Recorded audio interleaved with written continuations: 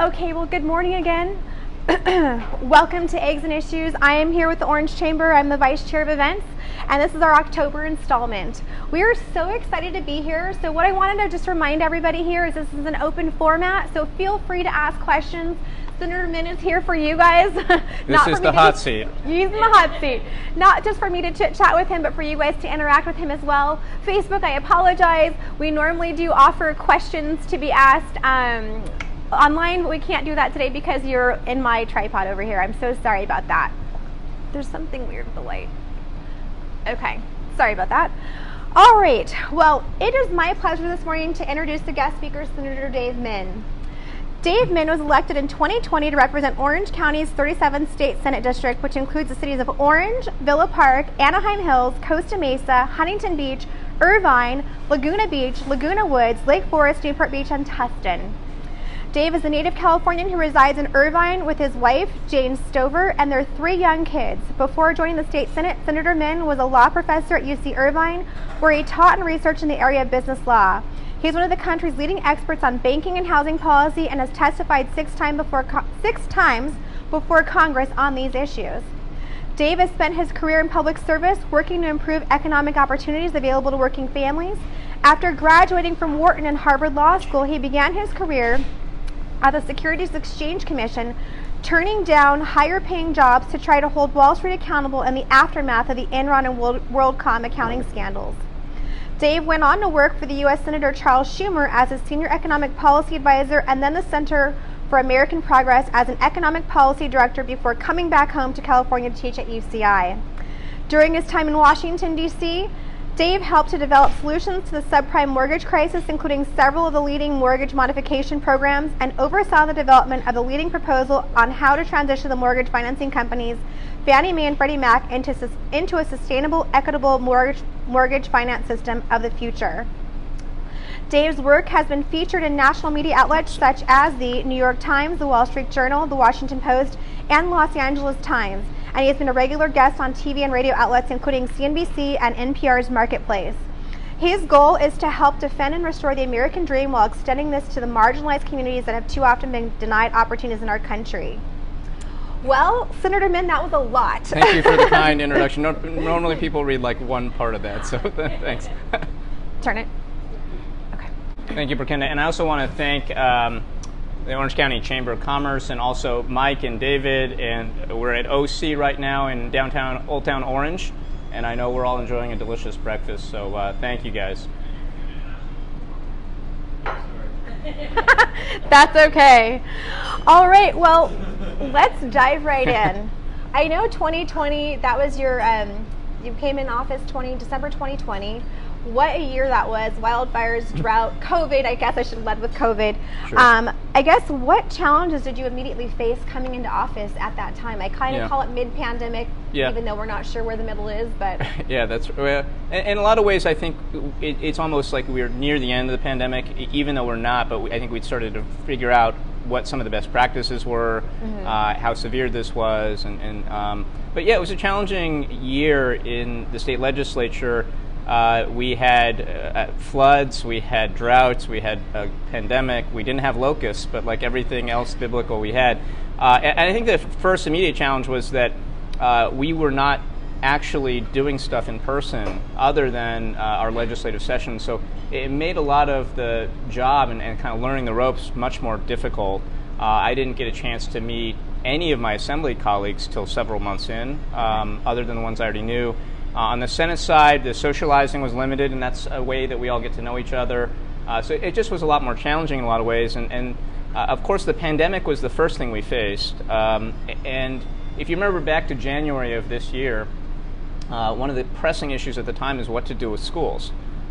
Should they be reopened, in what fashion? And part of the challenge in the state legislature is that we're dictating policy for 40 million people, which means we're steering a battleship on anything that we're doing, and that means that there are going to be people that have different views. So in the Bay Area, my Bay Area colleagues wanted, because San Francisco, for example, was not allowing anybody to return in person, they wanted to force everybody back in. No matter what your situation, we're going to have everybody return to in-person instruction. We had people that were uncomfortable with that. In Orange County, we'd had several months with a lot of school districts of being reopened in person. A lot of schools had done hybrid models. And here in Orange County, as a representative of Orange County, I think my priorities were to try to make sure that Orange County schools were allowed to continue the practices that they'd successfully engaged in, including here in Orange. And so we were able to negotiate some of those do no harm provisions that you probably didn't really think about, but allowed our schools to stay open and not say have to have now a new 6-foot requirement that would have really impacted negatively our ability to have school instruction in person. So that I was on the education subcommittee for the budget committee. And so we met every Monday, many Thursdays for the first 3 months I was there. I'm told that normally January through March is like a very chill time in the state legislature, that it's just a time to go out and break bread with your colleagues. Right. And of course in person, but that was not my experience. So that was the first challenge we faced, and without going too long, I think we had a lot of other challenges. The other one I just want to briefly touch on is anti-Asian hate here in Orange County and throughout the state and country. As one of 2 Asian Americans in the state Senate, out of 40 state senators, even though this was not an issue I ran on, not an issue that I necessarily thought I was going to do anything about, I was pressed into that role because if I don't step up as one of 2 Asian Americans, as the only Asian American senator in Southern California, who is going to step up for us? And obviously we saw a lot of that happening. We're seeing a lot of that continue to happen, even as the headlines have faded. My view on this is that in the short term, we have to make it unacceptable for anyone to feel like they can be racist in any way, shape, or form in public. Whether that's a comment, whether that's physical intimidation, whether that's assault, all of that is unacceptable, and we know that. And so that's what we've been doing to try to, whether it's some of the resolutions we passed, whether it's standing up with our allies, trying to mobilize white, black, brown people to come stand with the Asian American community to make sure that we are all condemning this together. This is totally unacceptable, and that was job one. I think I spoke at over 100 events related to anti-Asian hate this year, and that number continues to grow. But in the longer run, I think we have the challenge of education, of engagement. I think a lot of Asian Americans were very surprised by how broad and emotional this anti-Asian hate was with certain quarters of our society, including, and it's maybe especially here in Orange County. So that was an issue that I had to take on that I really didn't think I was going to campaign on. Right. And then I know we're going to talk about offshore drilling, but that's obviously the oil spill recently was another challenge we faced. But this was a very interesting and unusual year in a lot of ways. Definitely. Well, one of the things, because we're here with our business owners, our business community here in Orange, I do want to talk about SB 87. Mm-hmm.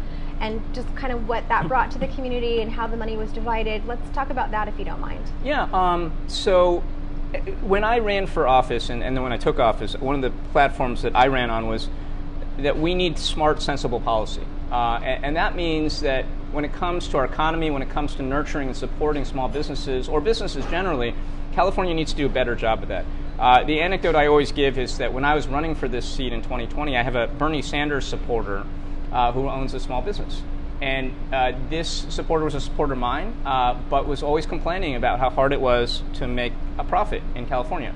And to me, that's the canary in the coal mine. If a Bernie Sanders supporter, like all out for Bernie, not like someone who's just like on a single issue, like a total Bernie bro, is upset and feels like California is a difficult place to do business, we ought to be paying attention.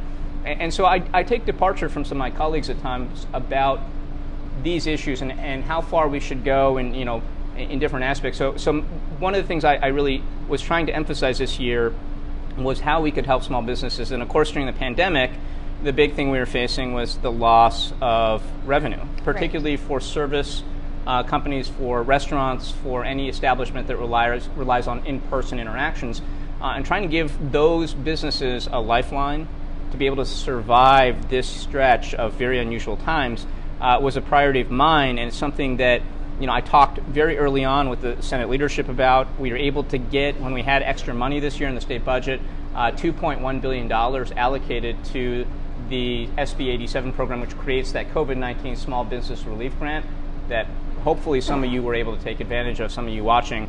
That program later was expanded to include another $2 billion, so it ended up being about $4.1 billion. And I think here in our district, we ended up getting, I want to say $60 million, I think 3,000 businesses, were benefited. And I don't have the specific numbers for Orange, but I have heard that there were a significant number of businesses that were able to access this relief. We also relatedly prioritized exempting businesses that took advantage of the PPP federal loan program to get through COVID, so that they would not be double hit by a tax bill from California for taking that program. So getting that PPP tax exemption was an important priority of ours as well. And then in the longer term, I actually just texted a Republican colleague of mine, Andreas Borges. We're trying to, he had a bill that that failed this year because he's a Republican, basically. As a Democrat, I want to help him get it through next year. So we're talking about how we can make this happen. It's a bill that would just do something that I think is commonsensical. It would create a process for which penalties levied on small businesses for infractions that were unintentional and did not harm anyone would be waived or reduced, which I think makes a lot of sense, but you'd be surprised by how much resistance there's to that. Again, if you're a small business and you're trying to comply with the myriad of regulations and rules out there, whatever your business is, it's often very difficult. And we don't want to necessarily require all of our small businesses to have a compliance expert to figure out every particular rule and regulation that they need to be in compliance with. So if you're not doing any harm and it is unintentional, I think a slap on the wrist, just a warning, is appropriate there. But unfortunately, that's not the way that it currently works for many businesses and many infractions. So that's something we're going to be working on next year. I'm hoping that with the Democrat on board, we can get that through. Okay. Yeah, and James was so kind to send over the numbers. For the city of Orange, I believe we were able to benefit from about $7 million? About $7 million, just so you guys have a number to go with that. Thank you for sending that over, James. Now let's talk about some of the bills. I saw that you proposed about 15 bills heading into the year, and I think 8 were signed. Can you maybe give us some highlights of the things that you want to talk about with those? Yeah, so I think the bill that has gotten the most press, for good or bad, is my bill to end gun shows at the Orange County Fairgrounds. I know reasonable minds can disagree on this bill, but my view is that taxpayer-owned venues should not be used to distribute guns into our society, given the clear research that suggests a linkage, shows a linkage between gun sales and the likelihood of gun violence, whether that's a suicide, an accident, a murder, or anything else. As you'd expect, more guns means more likelihood of gun violence. The Orange County Fairgrounds is a communal space. I grew up, at a time when the fairgrounds were always known for family-friendly events, not just the fair itself, but whether it's Boy Scout jamborees, whether it's 4-H festivals. That's the type of fair that I think is appropriate for this kind of communal space that is owned by taxpayers. So that's a bill that got a lot of ink. Another bill of mine, we had a couple of family safety, domestic violence bills. Okay. And my wife, Jane Stover, is a law professor at UC Irvine, was my former colleague, and is actually one of the country's leading experts in domestic violence law. So she helped with some of these bills. We're actually going to propose another suite of domestic violence bills this year. But one of those bills, and I always get my bill numbers wrong, but it was a bill that added reproductive coercion to the definition of domestic violence. So a lot of people think that domestic violence is just one, typically a man hitting a woman who's his partner. And those who study domestic violence know it's actually a lot more pervasive than that. It's the fear, the threat of violence that often drives these dynamics and creates this cycle of abuse. And the important thing we have to do is get the abused partner, the survivor, out of these relationships. To do that, we need to access judicial relief of all types. And a very common form of domestic violence is reproductive coercion, forcing someone to get pregnant. Not necessarily rape, but just pressuring or forcing someone to get pregnant, sometimes with the threat of violence, sometimes not, just under that dynamic. Maybe playing around with their birth control, maybe forcing them or pressuring them to have an abortion, but basically interfering with a woman's reproductive autonomy. And it happens in, by some estimates, in 1 in 3 relationships that are abusive.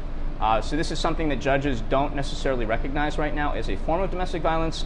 Our bill, which is the first in the nation to do this, builds on a significant body of research in domestic violence and requires that judges consider reproductive coercion as a form of domestic violence, allowing for things like restraining orders, protective relief, and other things like that the judges can provide. We have another bill that is a child custody bill. Angelina Jolie and Dylan Farrow actually both came out publicly in support of this bill that basically says that So right now, if you have a history of drug or violent abuse, you are typically barred. That's taken into account for custody purposes, but not for unsupervised visitations. And so some of you may remember in Sacramento a couple years ago, there was a horrible case where someone with a long history of violence and substance abuse who made threats against his children and his wife was awarded unsupervised visitation of his kids. And then, of course, murdered them, then killed himself. It was an incredibly tragic event, but this type of violence happens all the time across the country. So we thought it was appropriate for California to take the same factors that it already takes into account in custody into unsupervised visitations. You should not be allowed to be alone with your kids if you're someone who has a history, a demonstrable history of abuse and likelihood of violence. So we thought that was important. Let's see. I need to look at my bill list. I'm sorry. I'm focused on my. Don't worry about it. There's a lot of them. I know there's 8. I also wanted to ask you about EDD. So last year this time we spoke to, I believe it's Senator Murlock, and we were talking a lot about EDD, people having trouble accessing the system, just a lot of flood of constituents like reaching into the office. Do you guys still find that's happening? Have you guys still been able to help people coming into your office, and what does that look like today? So EDD, I should start off by saying, has some severe problems that we need to address going forward. And I think there is a consensus on that. We need to turn that into action, because the last time we had an economic downturn in 07-08, a series of recommendations were made about what to do with EDD, and basically none of those were adopted. And that's one of the reasons that it was such a mess this time around. So we faced thousands of people calling into our office. I think we have now officially closed the books on over 1,500 people who received EDD benefits because of the hard work of my staff. We've got, I believe, the best district office in the country. We've helped a ton of people, and we have countless stories, 1,500 plus in other issues, of people who were guided through the process where our staff was calling EDD, emailing EDD, and making sure that those who were eligible that were not receiving their checks were able to get those. And we had some tragic stories. There was one person that became homeless because of EDD's delays. And even though we were able to eventually get that man his money, it came too late for him in a lot of ways. And that was a type of situation we were facing. So I'm really glad that our staff was able to help, but it shouldn't require a call to your district representative to get the benefits that you're owed. And that's a fundamental issue. I will say, as bad as EDD's been, though, one thing that we have to think about is that the original sin of EDD, the fraud, was almost unpreventable. As I've talked to experts, the problem with this is that there's so many people out there with your social security numbers and your data, your identity, that they were able to open accounts with real social security numbers, real addresses. It was almost impossible to stop. It's very difficult to have that screen, and one of the reasons then that we had those long delays is because EDD was scrambling to try to prevent fraud after initially being bilked out of billions. So one of the things that we're trying to do right now, I formed a select committee on cybersecurity, and we're trying to figure out what the best practices are for cybersecurity. What can we do around identity theft? I've been the victim of identity theft twice now. The University of California had a massive data breach. My kids, myself, my wife, we are all on the dark web right now. We had to put a freeze on all our accounts. T-Mobile, I found out 6 months later, also was hacked, and all my information was in T-Mobile. So this is unfortunately becoming the way of the world we live in, and I think it makes sense to have a public solution. What can the government do here to help with this? And I want to start by proposing an alternative to your Social Security number that you can opt into, that the state will propose. Think of it as an alternative ID that will require the credit reporting bureaus to accept, that you can use in lieu of your Social Security numbers, because it's 2021. There's no reason why a 9-digit number that was never designed to be your identification, let alone in an era of hacking and cyber crimes, that should be the only ID that you're associated with. It makes no sense. Okay. So do you find that there's been a slowdown, I guess, with that, with the flood of people coming to your office? Is it slowing down, kind of trickling at this point? Yeah, I think at this point EDD is kind of run off, mostly just because a lot of the federal benefits have run out. Right. That makes sense. Okay, let's take a quick break from my questions. Does anyone here have any questions? I want to make sure that it's open for anyone who has anything that they'd like to ask. Al. So I understand that 33 cities have passed a resolution about the veteran cemetery in Gibson County, and Senator Irvine is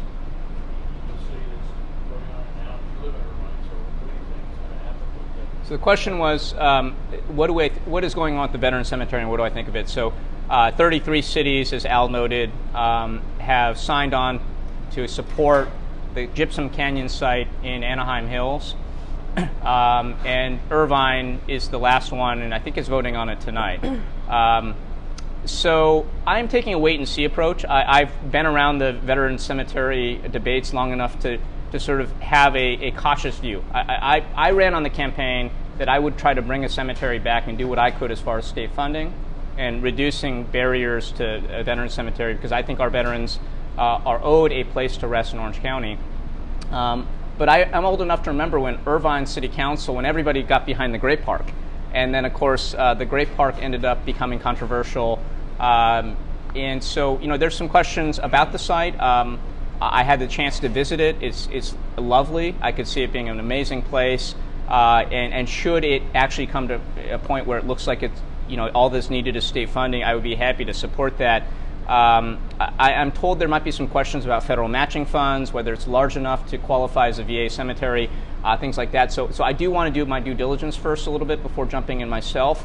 But I think the basic point here is that we've been kicking this can down the road too long. Our veterans are the ones paying the price, and whether it's Gypsum Canyon or anywhere else, we just need to make sure that we're doing all we can so that we're not, disheartening and demoralizing our veterans who have been playing this game for a long time now, for I think 20 years almost, where we've been telling them, here's the site you're going to have your veteran cemetery on. Oh, but there's a delay, there's another delay, and eventually then we move the site. So we need to get out of that cycle, and I think just get shovels in the ground. Rachel. Hi, Senator Min. I'm Rachel. I work at Chalk, and I wanted to share just last week the American Academy of Pediatrics as well as the Children's Hospital Association came out and publicly declared a crisis for adolescent and child mental health. I know the state's taken a position of support working on this issue this last budgetary cycle, but this new declaration and the years to come ahead supporting kids and teens, I wanted to ask what your thoughts are and how do you think we can support this crisis that we have coming up, kind of that is the worst of the pandemic. Yeah. The question was, I guess it was a statement and question that the American Academy of Pediatrics declared that this was an emergency when it comes to mental health of youth, children and youth, and what should we do about it? And I should start by just relaying my own experience. I've got 3 kids, 10, 8, and 5. My 5-year-old actually just turned 6 yesterday, but he's in kindergarten, and he's had the toughest time adjusting behaviorally. He's definitely got some ADHD issues already, but I think just being out of school for a year and a half, almost 2 years, and then trying to enter it at a time and age when he's supposed to sit still, he's supposed to pay attention. It's very challenging, and we're worried about his behavior. We're worried about his mental health. And this you multiply this by every family in California and Orange County because we're all facing these types of situations.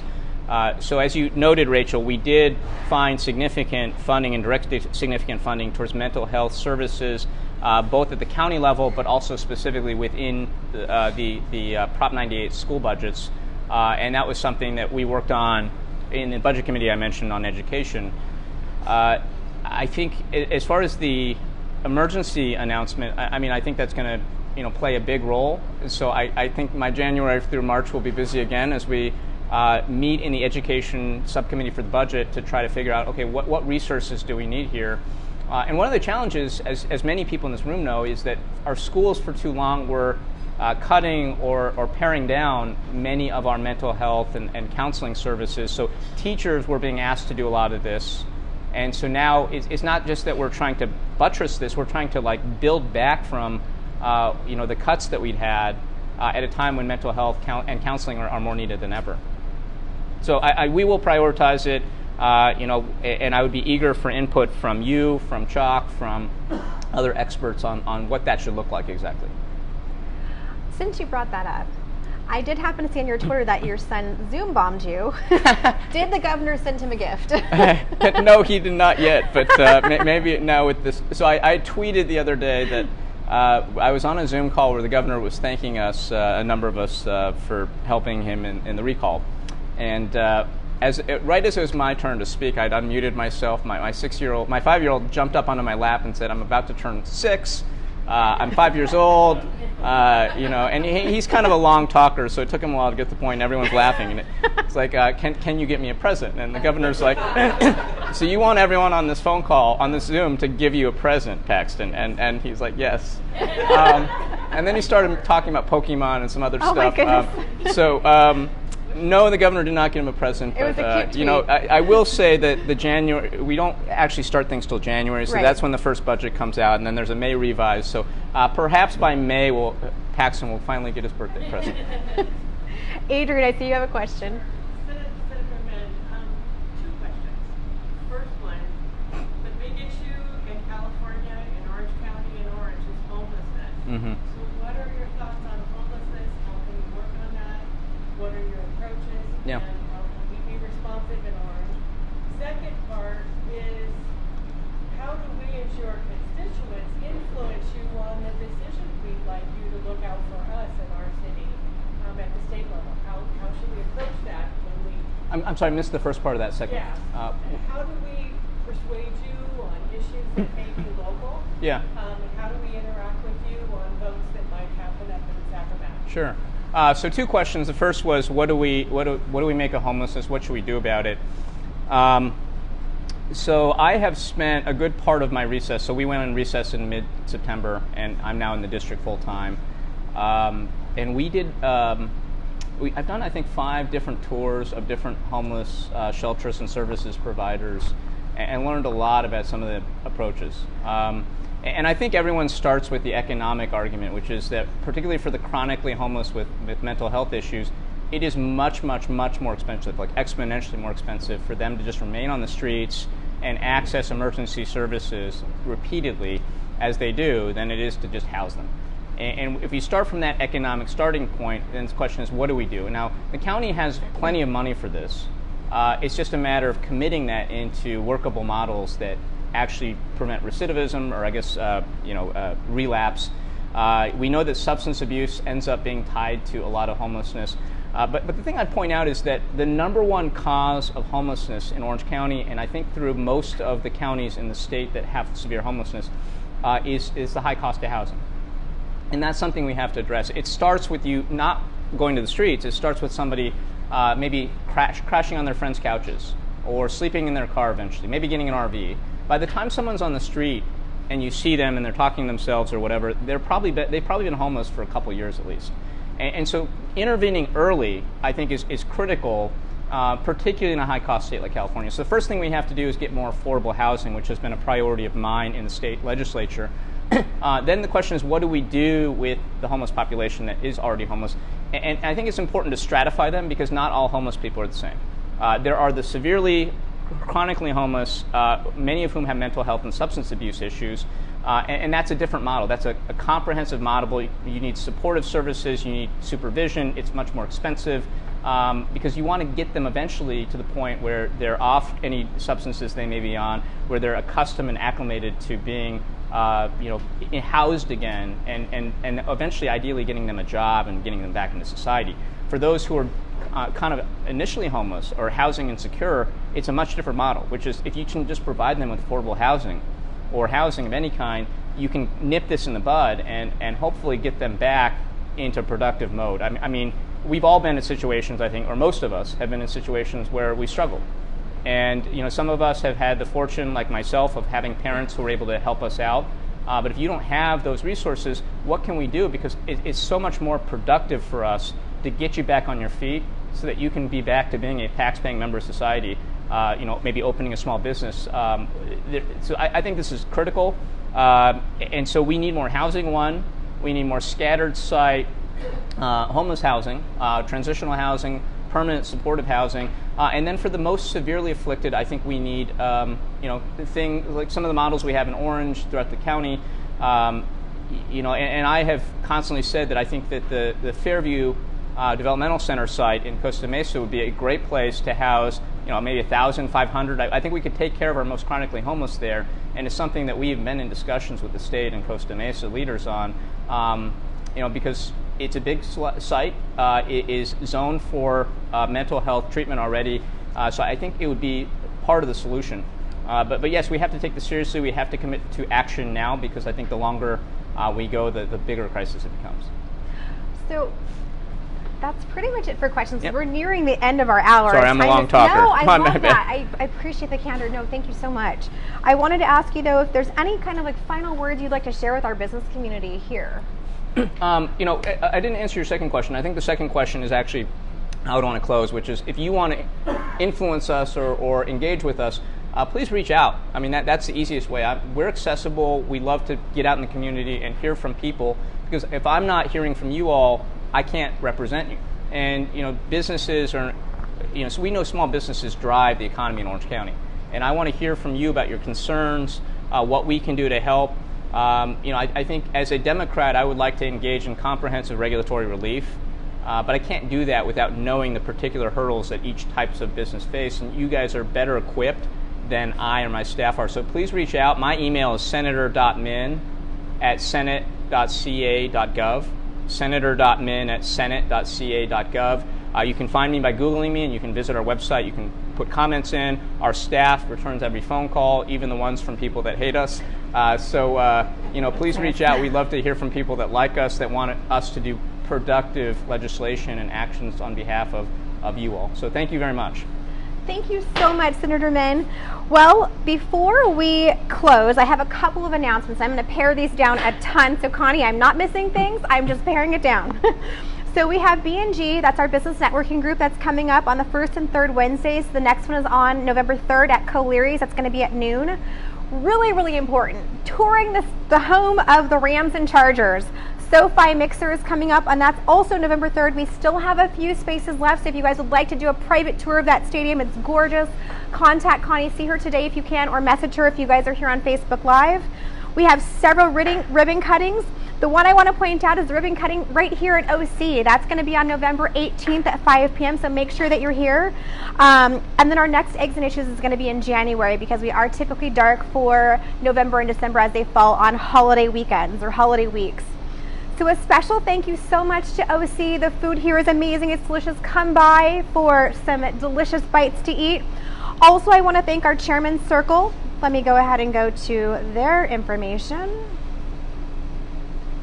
because there are a lot of Chairman's Circle, and I did want to make a point today to thank them by name if possible. So, thanking our Chairman's Circle sponsors, we have Chapman University, Chapman Crafted, Ricky Realty, Thompson Building Materials, CR&R Incorporated, Carefree Home Care, Providence St. Joseph's Health, SA Recycling, Raising Cane's Chicken Fingers, Signature Flooring, Coviet, Clear Mortgage Capital, Better Way Fitness, Miracle, RJ Noble, Chalk, SoCal Gas, Southern California Edison, OC Urgent Care, David Kim's Acupuncture, Guzman and Gray CPAs, Selman Chevrolet, Toyota of Orange, MS International, Pasta Party, Fair Trade Real Estate, Reyes Coca-Cola Bottling, Green Cheek Beer, and Embassy Suite by Hilton Anaheim Orange.